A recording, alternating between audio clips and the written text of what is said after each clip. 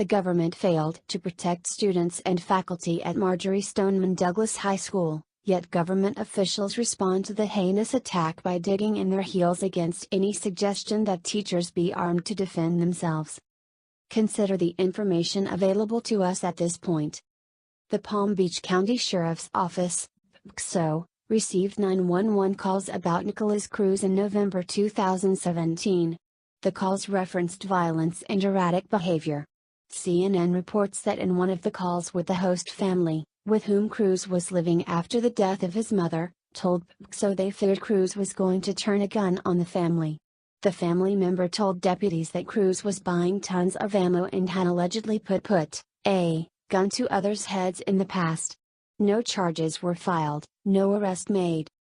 On January 5, 2018, the FBI received a tip describing Cruz's gun ownership, desire to kill people, erratic behavior, and disturbing social media posts, as well as the potential of him conducting a school shooting. The FBI did not act on the tip. On February 14, Cruz attacked students and unarmed teachers in Stoneman Douglas High. A report from CNN claims 4 Broward County Sheriff's deputies were at the school as the attack was taking place, but not one of them entered the school.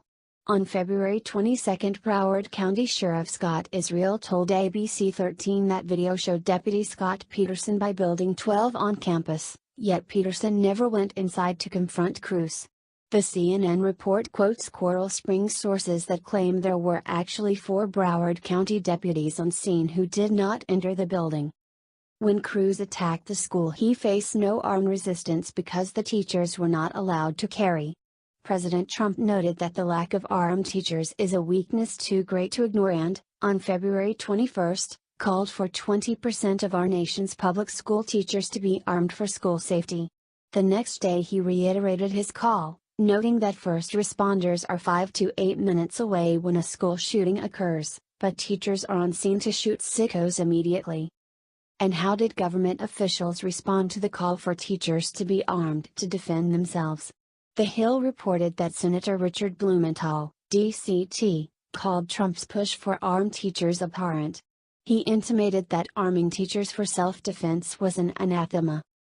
Blumenthal was not without like-minded Republicans who rejected calls to arm teachers as well.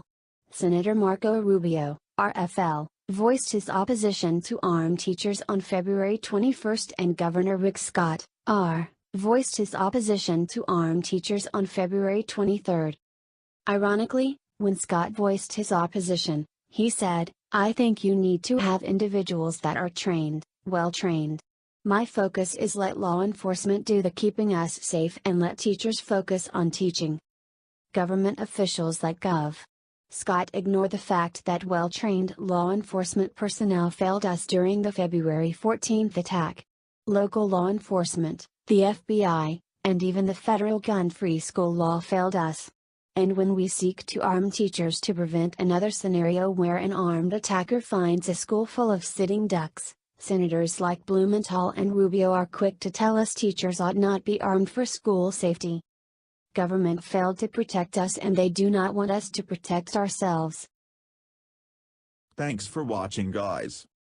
Subscribe our channel for more news videos daily and for what's viral today. Also turn on post notifications and don't miss nothing. A thumbs up really makes me blessed.